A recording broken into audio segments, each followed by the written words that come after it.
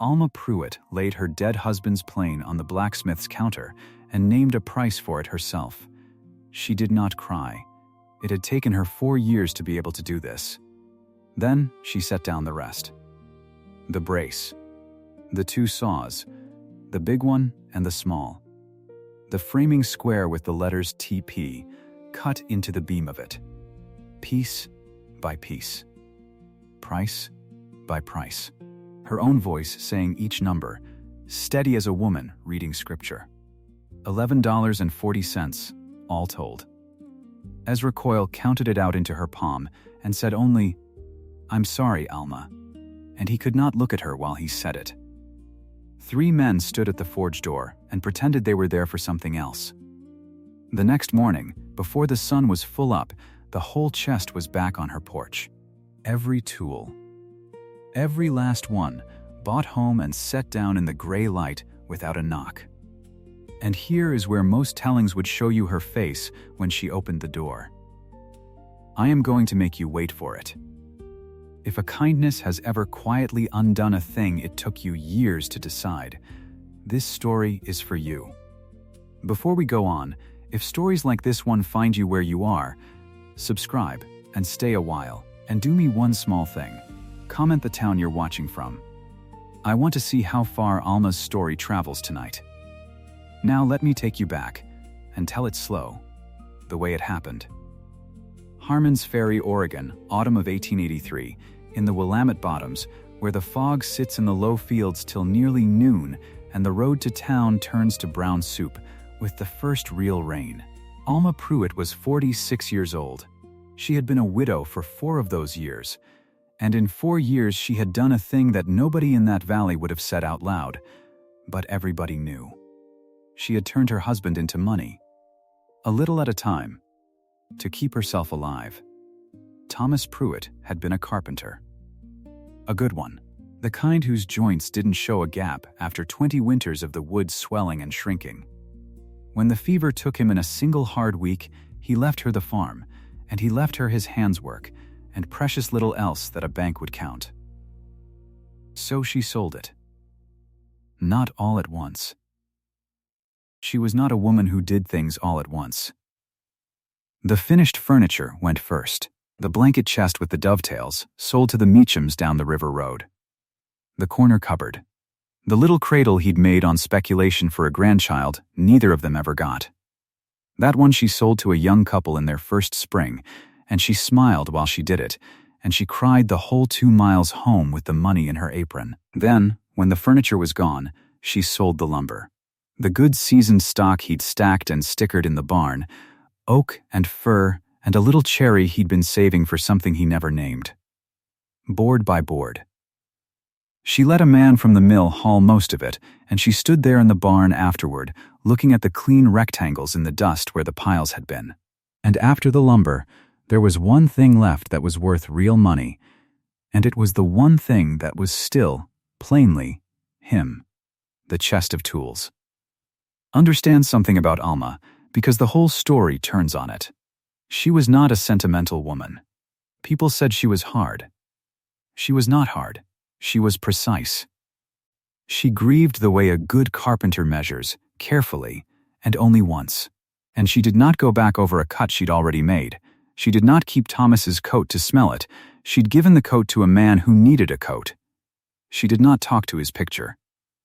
She was clear-eyed about the dead in a way that made softer people uncomfortable, because it looked like she didn't feel it, and the truth was, she felt it exactly, and refused to let it make her foolish. But the tools were different, and she knew they were different, and she was honest enough with herself to know why.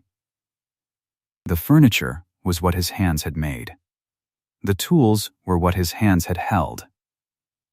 Every wooden handle in that chest had worn itself smooth to the shape of his grip, and no one else's. You could put your own hand on the plane and feel where his thumb had ridden the tote for 30 years. That was not a thing you sold to a stranger without knowing exactly what you were doing. So for 4 years she had not sold them. She'd kept the chest in the front room, under the window, and she had told herself she was keeping it because tools hold their value. Which was true, and which was not the reason. The valley knew what that chest was. That is the part I want you to sit with. This was a small place. When Ezra Coyle's neighbor saw the Prewitt woman come down the road with something wrapped in canvas in the back of her cart, he knew what it was before she unwrapped it. There is no privacy in a town that size. There is only the mercy of people agreeing not to say the thing out loud. Now, the money. It was the middle of that October, and Alma sat at her kitchen table one evening with the lamp low and the account book from Teal's general store open in front of her. Warren Teal kept her credit the way he kept everyone's, in a long column in a black book, and once a season he turned the column into a number, and the number came due. Her number was $38.50, flour and salt and coffee, lamp oil, a bolt of wool she'd made into a winter dress, and 2 shirts she'd sold, nails, the small unavoidable arithmetic of staying alive on a farm alone. And there was the freight. The passes closed with the first heavy snow. Anything she meant to have hauled in before spring, the seed she'd need. The little bit of iron for the plow had to move now, and the freighter wanted his money before the wheels turned, not after. He'd been burned too many times by widows and hopeful men who couldn't pay in April. She didn't blame him. She was one of the people who paid, and she meant to keep being one of the people who paid. She sat there, and she did the sum. She had $11 in the tin behind the stove, and a laying flock, and a milk cow, and no more furniture, and no more lumber. She could sell the cow. Then she'd have no milk and no butter to trade, and she'd be selling the next winter to survive this one. That was how people went under. Not in one bad night. In a series of reasonable decisions, each one eating the next year to feed the one they were in. She closed the book. She went into the front room, and she knelt down by the chest, and she opened the lid, and the smell came up at her the way it always did, linseed oil and cold iron and the faint sweetness of the cedar he'd lined the bottom with. She began to wrap the tools in the canvas, not because she'd decided. Her hands had decided a little ahead of her, the way hands do when the mind has already run the numbers and doesn't want to say the answer out loud. The plane. Wrapped, the brace, and the bits in their canvas roll. The 2 saws, teeth oiled against the rust, wrapped. The chisels. The mallet. And then her thumb found the square. The framing square. Iron, 2 arms at a true right angle, the tool a carpenter uses to make sure a thing is square before he trusts his whole day to it. And on the long beam of it, cut in with a cold chisel in small clean strokes, were 2 letters. T. P. The only tool he'd ever marked. He'd bought the square used, off a man retiring from the trade in Oregon City. And he'd said a man ought to put his name on the one thing he'd stake the whole house on. He'd cut the letters in the first winter they were married.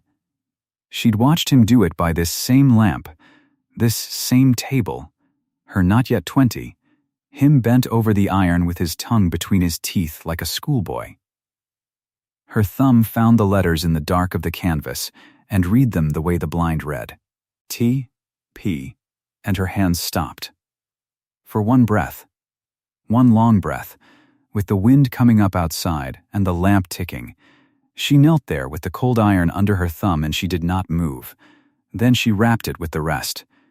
And she tied the bundle. And she went to bed and slept, because a woman who has to drive to town in the morning sleeps whether her heart wants to or not. The forge sat at the near edge of Harmon's Ferry, where the road came down to the ferry landing, and it was the loudest thing in town and the warmest. Ezra Coyle had shod half the horses in the valley and mended more plow points than he could count, and along the way blacksmiths do in a small place, he'd become the man who bought and sold the things people needed to turn into money. He didn't love that part of the trade. He was good at iron, and he'd have been happy if that were all of it. But a smith with a shed and a little cash on hand becomes, whether he likes it or not, the closest thing a poor town has to a bank. Alma drove in mid-morning. The fog had burned off the road but still hung in the fields. She had her hair pinned up under a good hat, not her work hat, and she'd worn the wool dress. This was not vanity. This was a woman dressing for a hard thing the way you dress for a funeral, because to come in careless would have been to admit it cost her nothing, and it cost her everything, and she would not let it cost her her dignity on top of the rest. She carried the bundle in herself. Ezra came out from the heat wiping his hands and saw the canvas, and his face did a thing. Just for a second. Then he put it away and was kind. Because he was a kind man, and kindness here meant not making her say more than she had to. But she said it anyway. She unwrapped the tools on his counter herself, and she named them. "The plane," she said. Thomas kept it true. "You'll not find the sole-worn hollow, I checked it." And she set it down. The brace, and 8 bits, all there. 2 saws, the rip and the crosscut, both set and sharp within the year. Down they went. Chisels, a full set less the 1/4 inch, that one broke and he never replaced it. Mallet, marking gauge. Down, and the square. She set the square on the counter last. She did not point out the letters. She did not have to. Ezra Coyle had known Thomas Prewitt for 20 years, and he knew whose initials those were, and he looked at them. And then he looked at the counter, and he named a price. He named a fair one. I want to be plain about that, because it matters to the whole shape of what comes after. Ezra Coyle did not cheat her. A crueler man could have looked at a widow in a wool dress with the passes about to close and offered her $7, and she'd have had to take it. He offered her $11.40, which was honest money for good used tools he'd have to sit on all winter before he sold them on. He hated every cent of it. You could see he hated it. But he paid honest. Because he was honest, and because it was the only mercy the situation allowed him, to at least not rob her on top of everything. 3 men stood at the wide door of the forge. Farmers, in from their own errands, warming their hands at the edge of the heat. They saw the whole thing. And to their credit, and it is a real credit, they did the one decent thing available to them, which was to look hard at the iron in the fire and the horses in the yard and anything at all that was not Alma Prewitt selling her dead husband's hands. Nobody said a word. Nobody offered her a false comfort. Nobody made a joke to cut the weight. They just stood and did not watch. And their not watching was so careful it was its own kind of watching, and she felt every eye that was pointed politely away. Ezra counted the coins into her hand. Silver, mostly, and it was cold, and it was heavier than $11 ought to feel. "I'm sorry, Alma," he said, and he could not lift his eyes to hers. He looked at her hand, and the coins in it, and the counter, not her face. "Don't be," she said. And she meant it. "It's a fair price, and it's my decision, and I thank you for making it clean." She wrapped the empty canvas over her arm. She walked out past the 3 men, who nodded to her, and she nodded back, level, and she got up into the cart and drove home. Here's the thing I need you to understand about that drive, because everybody gets it wrong. She was not defeated. The cart was lighter by 90 pounds of oak and iron, and she did not feel light. That's true, but what she felt was not grief exactly, and it was not shame at all. What she felt was completion. She had done a hard thing. She had done it herself, in her own voice, at a fair price she'd accepted with her eyes open. For 4 years the tools had sat in her front room being a decision she hadn't made. And now, she'd made it. Cleanly, she'd bled 4 years to be able to walk into that forge and set the square down and name the price without her hand shaking. And she'd done it. And it was done. Do you know how rare that is? To finish a thing? To take the hardest, most tender decision of your widowed life and carry it all the way through by yourself and set it down complete? She drove home with $11.40 growing warm in her pocket, and somewhere under the ache there was a thing that was almost peace. It is made. It is made, and it is mine, and it is finished. She should have been allowed to keep it finished. That same afternoon, Amos Rourke came into the forge. Amos had a place 2 farms over, on the good ground up the slope where the fog didn't sit so long. He was in his early 50s, and he'd been a widower himself for 6 years, his wife gone in childbed along with the child, and he'd not remarried, though the valley had tried more than once to arrange it. He was a quiet man, big through the shoulders, careful with his money, and careful with his words. He'd come to Coyle's about a broken pitchfork tine, an ordinary errand on an ordinary day. And on Ezra's shelf, among the harness buckles and the odd lots, set out for sale, he saw a framing square with 2 letters cut into the beam of it. T. P. Now, I am going to let you into Amos Rourke's head for exactly 1 moment, because he never let anyone else in, and because you need to see the whole of it to judge the man fairly later. He knew whose square that was. Everyone knew. And he stood there with his broken pitchfork in his hand, and he looked at Thomas Prewitt's name, the man's own name, cut by the man's own hand, sitting on a shelf with a price on it, where any stranger off the ferry could buy it for the iron. And he could not stand it. That's all. That's the whole of it. He could not stand to see it sitting there. It went through him like cold water. The idea that some drover would haul that square to a claim in the Idaho Territory and never once know there'd been a Thomas. Never know the hand that cut those letters, never know the woman 2 farms over who'd carried it in that morning in her good dress, it was unbearable to him. It hurt him to look at. And a man who has decided a thing hurts too much to look at will very often reach out and fix it, and call the fixing kindness, and never once ask the person it belongs to whether they want it fixed at all. He didn't buy it that afternoon. He got his tine mended, and he drove home and he didn't sleep well. He was back at the forge before Ezra had the fire properly up the next morning. "The Prewitt tools," he said. "The whole chest. What'll you take?" Ezra looked at him a long moment. Ezra was not a fool, and he'd known both these people their whole lives. "I gave her $11.40, he said. "I'll give you $12.40, said Amos. "Your price and $1 for the trouble of the sale. I'll not have you out anything." And Ezra Coyle, who had hated every cent of that transaction from the first, who had gone home and told his wife he felt like a grave robber, looked at Amos Rourke, and something eased in him, because he thought he saw a good thing happening. He thought a good man was going to carry a decent tool back to the widow's door. He did not think it through any further than that. Very few people ever think a kindness through further than the warm feeling it gives them. "Take them," Ezra said. "And Amos, that's a decent thing you're doing." They loaded the chest into Amos's wagon in the gray before dawn, every tool wrapped back the way she'd wrapped it. The plane, the brace, the saws, the square with the letters, back in the bottom where it belonged. Amos drove the river road with the fog thick in the low fields and the light not yet come up. He turned in at the Prewitt gate. He got down soft, in the way of a big man trying not to make noise, and he carried the chest up onto her porch. 90 pounds, and he set it down without a sound, right by her door, square to the boards.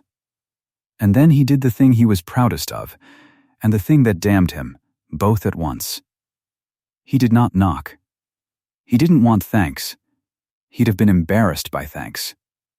He wanted her to open her door to it in the morning and find her husband's hands returned to her like a gift the fog had left. No debt attached, no man standing there wanting to be told he was good. He thought that was the purest way to do it, to do the kindness and vanish. He got back up in his wagon, and he drove home in the gray, and his heart was as light as Alma's had been the afternoon before, and for the very same reason. He had finished a thing. He had done a hard, tender thing all the way through, by himself, and set it down complete. 2 people. 2 clean, complete, private decisions, made about the same tools. And here is where the tellings you've heard stop and show you her face, and call it lovely. I'm not going to do that yet. Because her face, when the door opened, did not do what the story wants it to do. Alma woke at first light the way she always did. She built up the stove, and she put the coffee on, and she went to open the front door to judge the weather and let the cold air wake her. And there was the chest.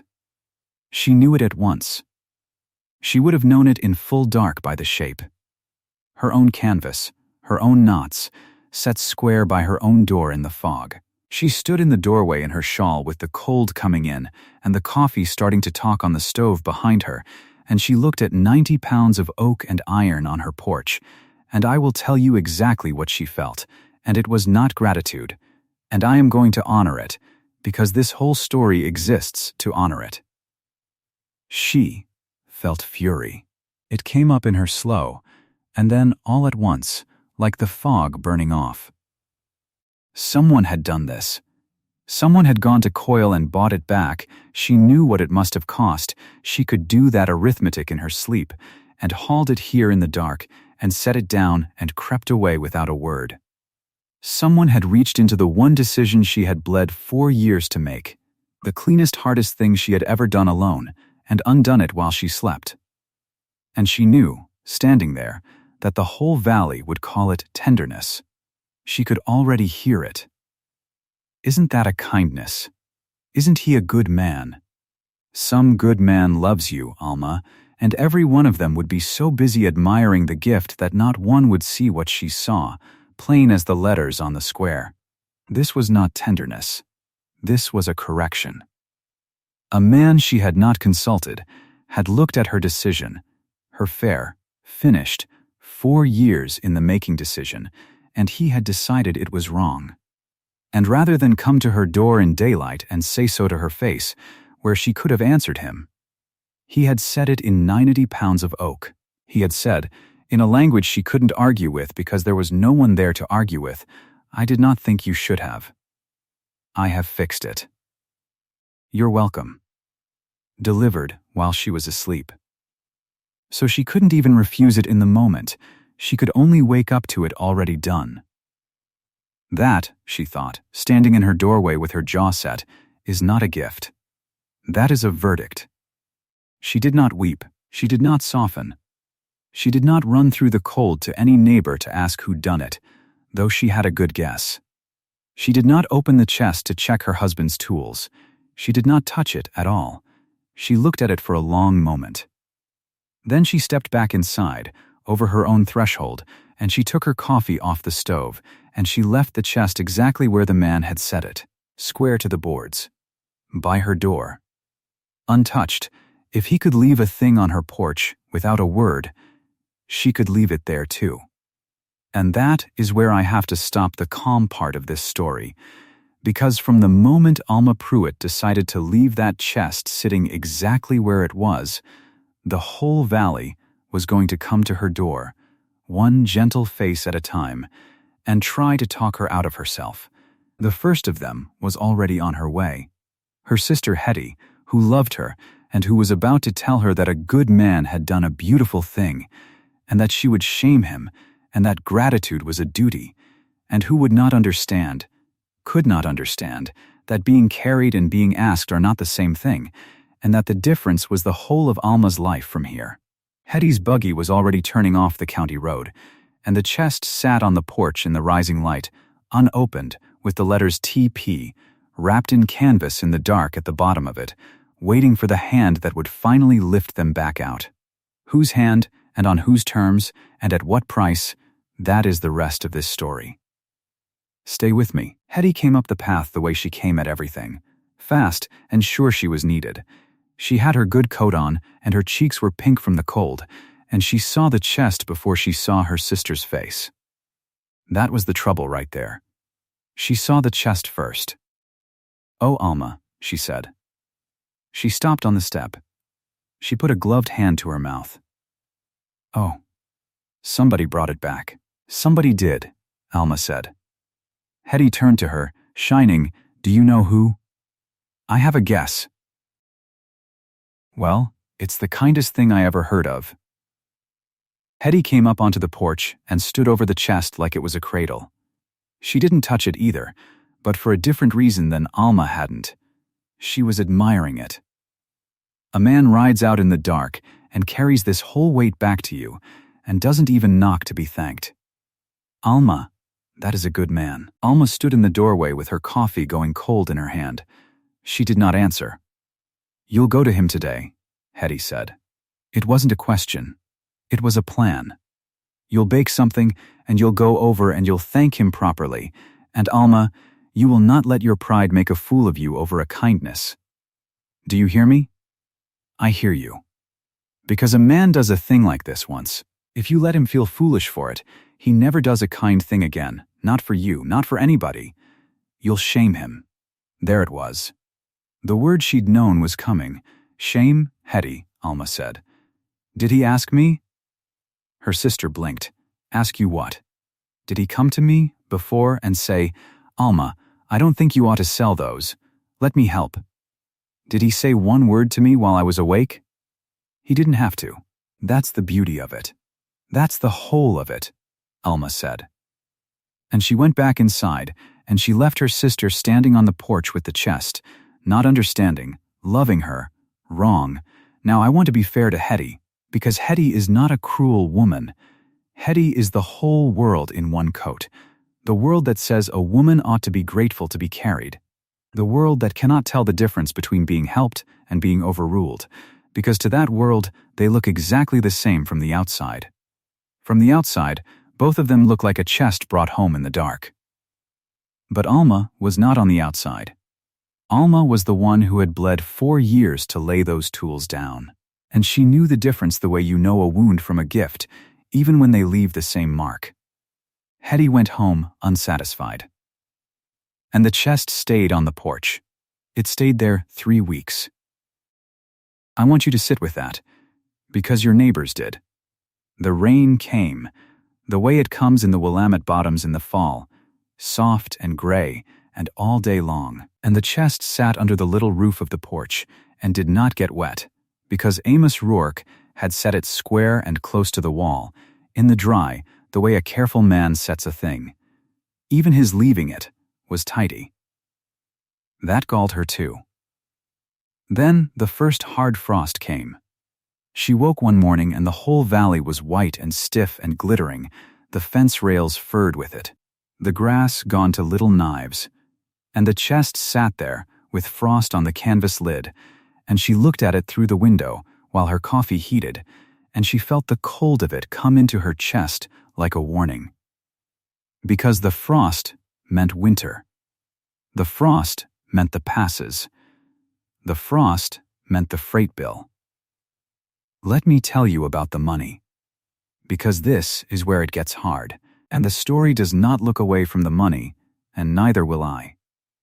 Alma owed Warren Teal, at the general store, $38.50. Store credit, run up slow over a hard year. Flour and coffee and lamp oil and the nails to keep her own roof on. And there was freight due before the passes closed, because everything that came in from outside came in dear once the mountains shut. And Teal wanted his account brought down before the snow, the way every storekeeper does. She had sold the tools for $11.40 to bring that number down. $11.40. It was in the tin behind the stove. $11 in a tin, plus the odd change, sitting there in the dark, ready to hand across Teal's counter. But she could not touch it. You see what he did. You see it now. By buying the chest back and setting it on her porch, Amos Rourke had turned that $11.40 into his money. Not in law. In her heart. To spend that money now, with the tools sitting whole and returned not 20 feet from her stove, was to take his verdict and cash it. It was to say, yes, you were right, I should not have. Thank you for fixing me. Every coin in that tin had his kindness on it like a stamp, so refusing him was not free. Refusing him cost her $11.40 she badly needed, with the freight coming due and the frost already on the rails. That is what a real principle costs. It costs you money you don't have. And this is the part where a smaller woman or a tireder one would have given in, would have let the world be right, would have baked the something and walked it over and been grateful and been carried. Alma did not give in. But she did not sit and suffer either. And this is the turn of the whole thing, so listen. On the morning after the first frost, she put down her coffee. She put on Thomas's old barn coat, the big one, and she went out onto the porch in the white cold, and for the first time in 3 weeks she put her hands on that chest. She knelt down, she unbuckled the canvas, she lifted the lid, and there they were. All of him. The plane, the brace, and its 8 bits. The 2 saws, rip and crosscut, the chisels, the full set less the 1/4 inch that had gone missing a decade back and never been replaced. The mallet, the marking gauge, every tool she had carried into Coyle's forge and named a price for. Bought back. Returned, whole, she did not take them out. She did not run her hands over them and weep, the way Hetty would have, the way the world wanted. She reached down past all of them, to the bottom, into the dark, and her fingers found the canvas she was looking for, and she drew out one thing and one thing only, the framing square. The steel one, the beam and the tongue set true, and cut into the beam with his own hand, worn smooth by his own thumb, the letters. T. P. The only tool he'd ever marked, the only one he'd ever put his name to, because it was the one that told him what was true and what was not, and a man puts his name to the thing he trusts. She lifted it out. She held it a moment in the frostlight. Then she closed the lid on everything else, and she buckled the canvas back down, and she carried the square inside and shut the door on the cold. Now understand what happened in that act, because it is the middle of the story and the hinge of her whole life. She did not keep the chest. She was not going to keep the chest. But she was not going to let his gift stand either. She was going to take the tools he had bought back, and she was going to sell them again. Herself. Not here, where every hand knew her grief, and every price would have his mercy in it. In Salem. At the Saturday market, on the wetboards, to a stranger who would give her a real number for real steel. She would make her own sale, twice over, and clean, and at her own price. The decision he had made for her while she slept, she would make again with her eyes open. And she would keep the square, because she understood something at the table that morning. Oiling the beam with a rag and a little linseed, reading TP, with her thumb the way she had the night she wrapped him up to sell. She understood she had never needed the whole chest to keep Thomas. A chest of tools is worth $11, or $12, or $26. A chest of tools is worth what a stranger will pay. But the one thing he marked, the one thing he put his name to, that was not for sale in any market and never had been. She had almost sold it because it was in the chest with the rest. She had almost let it go because it was easier to let it all go together. She was not going to let it go now. She had chosen it. By hand. Out of the dark at the bottom, past all the rest. That was the difference. Thomas was not in 90 pounds of oak and iron. Thomas was in the one true thing she chose. The ghost loosened that morning, not because she cast him off, because she picked him up, on her own terms, and set him where she wanted him. That is a thing grief lets you do, eventually, if you're stubborn enough to earn it. She oiled the square till it gleamed, and she stood it against the wall by the window, and she felt, for the first time in 3 weeks, like herself. Amos Rourke rode over 4 days later. He'd heard nothing, you understand. 3 weeks and then some, and not a word from her, not a baked thing, not a thank you, not a curse. In a valley that small, silence is its own kind of shout. He'd have known the chest was still on her porch. Then, he'd have known it wasn't. He came to find out which way the silence ran. He tied his horse at her rail and came up the path with his hat already in his hands, and that was the trouble. Because a man who comes with his hat already off has come to be forgiven, and he opened his mouth to be forgiven, and he started to explain. "Alma," he said, I hope you'll understand why I don't, she said. Not sharp, just flat and final, like a lid coming down. Don't tell me why. I know why. Come in and sit if you're going to, but don't stand on my step and tell me the reasons for a thing you already did. He came in, and here I have to be fair to Amos, the same as I was to Hetty, because he did one thing right the moment he crossed the threshold, and it was the first right thing in the whole story. He did not sit. He stood by the door with his hat in his hands, and he waited. He waited to be asked, and when his eyes went to the corner and found the chest gone from the porch, and then found the square standing by the window, oiled and gleaming and out, and he understood in one look that she had opened it and taken the one thing and shut it again, he said nothing. He did not ask. He did not smile like Hetty.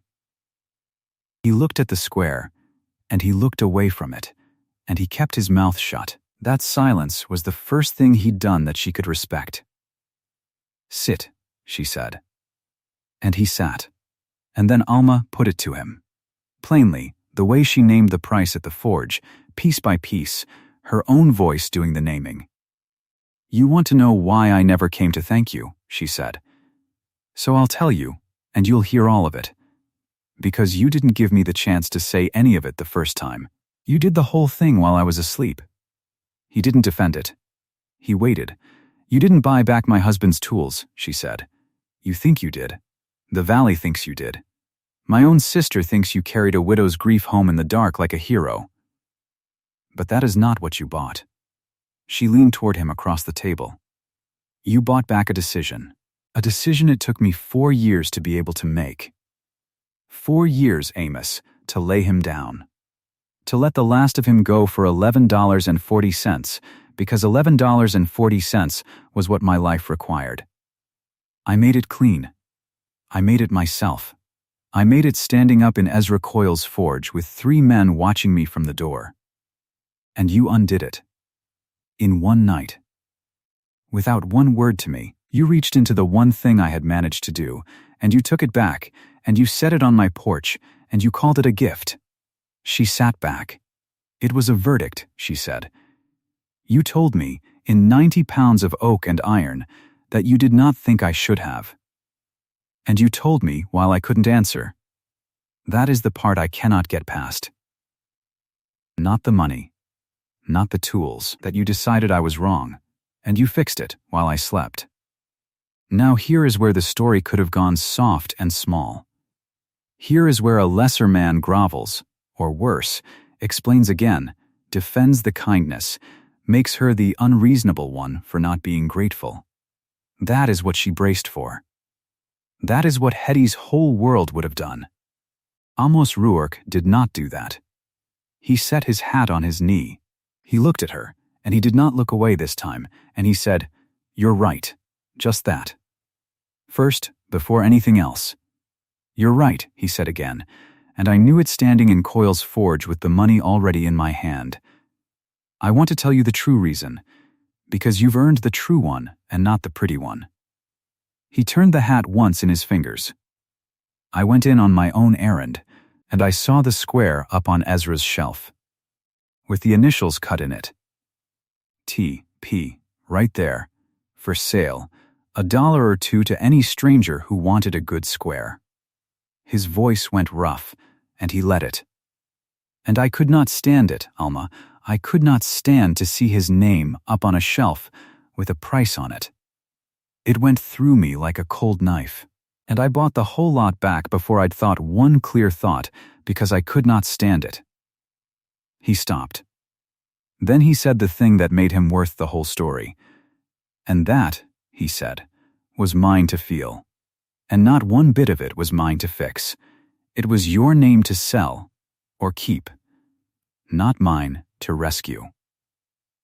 I knew that standing there with the money in my hand. I knew it was your grief, and your decision, and your right, and I did it anyway, because it hurt me to watch. I fixed what hurt me to look at, and I called it caring about you. But it was about me. A man who cares about you asks you first. I didn't ask you anything.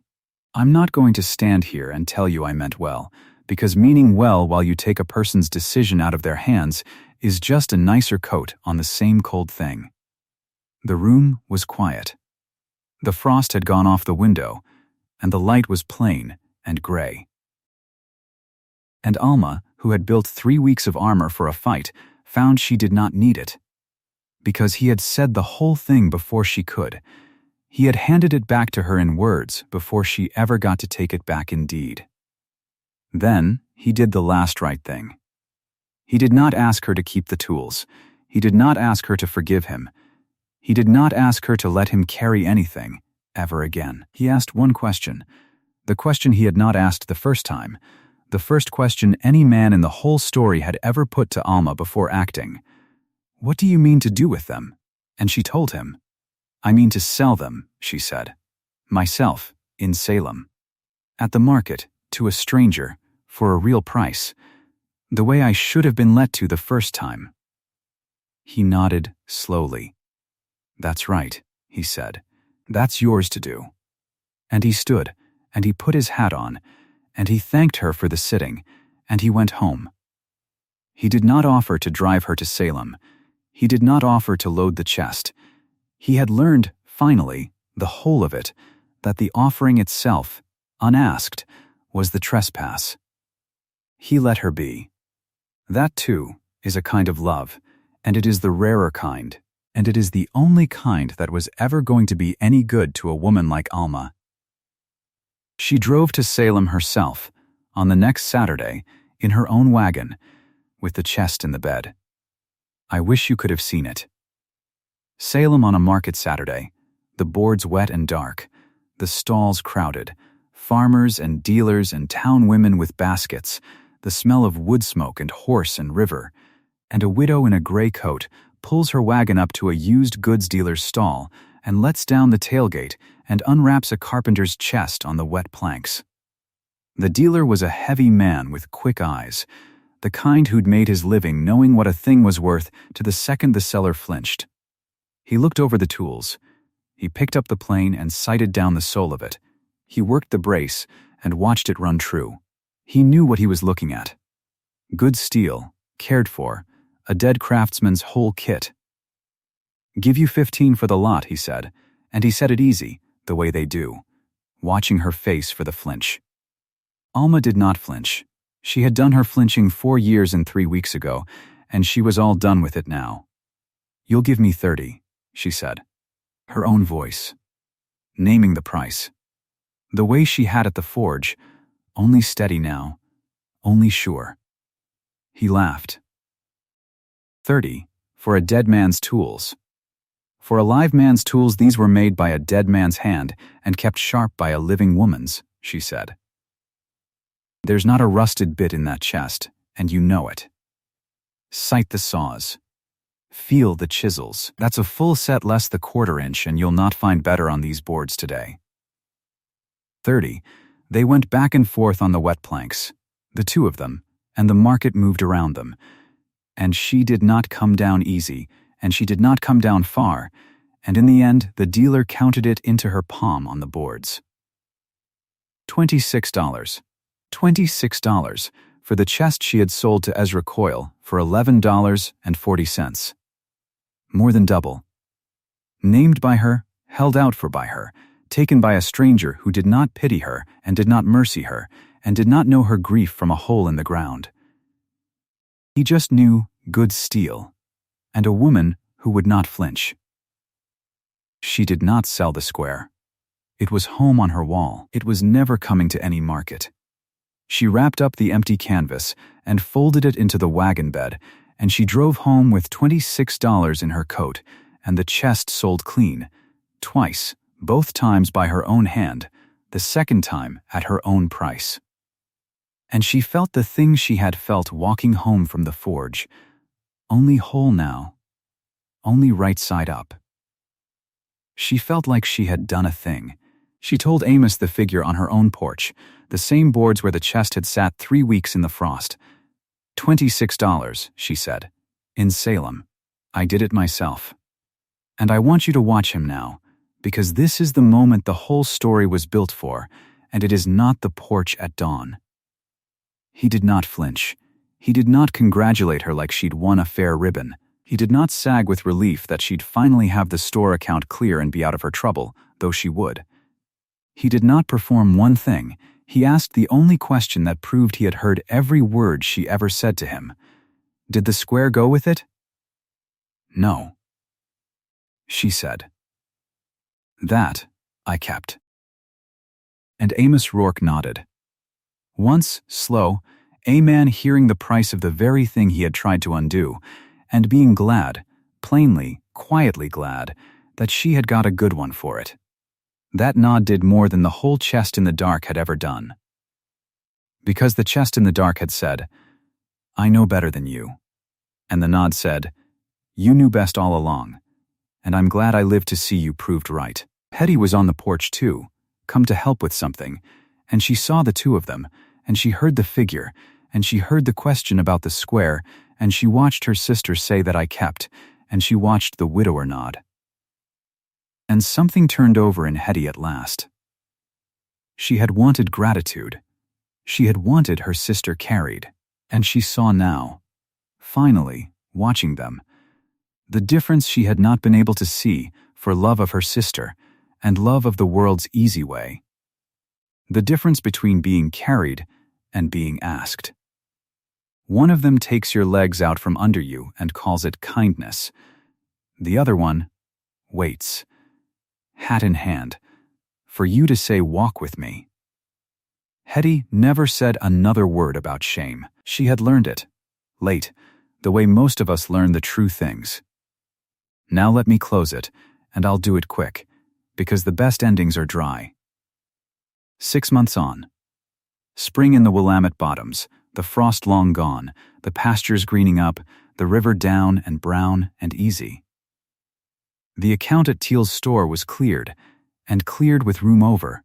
Out of $26 a widow named herself on the wet boards in Salem, and the framing square, the steel one, with TP, cut into the beam, hangs on Alma Prewitt's kitchen wall, not draped in black. Not a shrine, in use. Because Alma has taken up a little of Thomas's trade her own self, a shelf here, a mended door there, a new step for the porch to replace the one that had gone soft. And she takes that square down off the wall and lays it against new pine and marks a line, and the line is true, because the thing was built to tell the truth, and it still does. His name marks true on her work now. That is a better keeping than any chest. Amos comes around. Because he was asked. He mended the north fence that spring, but he mended it only after he'd left a note under a stone on her step, in his blocky hand asking whether she wanted it mended at all, or whether she'd rather do it herself, and would she tell him which. She told him which. And he came, and he mended it, and he did not fix one single thing she had not asked him to fix, and that is the whole of what changed, and it changed everything. They stood on the porch when the fence was done, the light going long and gold over the bottoms. You'll tell me the price of things now, he said. Dry, a little smile in it. Every time, she said. And that's it, that's the story. The tools were never the gift. A man can buy your tools back. A man can carry 90 pounds up your steps in the dark and set it down square and think he's given you your husband. He hasn't. The decision was the gift. The right to lay a thing down yourself, at your own price, with your eyes open, and the only man in the whole valley worth a second marriage was the one who could take that decision out of his own hands, put it back in hers, and then stand on the porch and be glad to hear the figure. $26. In Salem. She did it herself.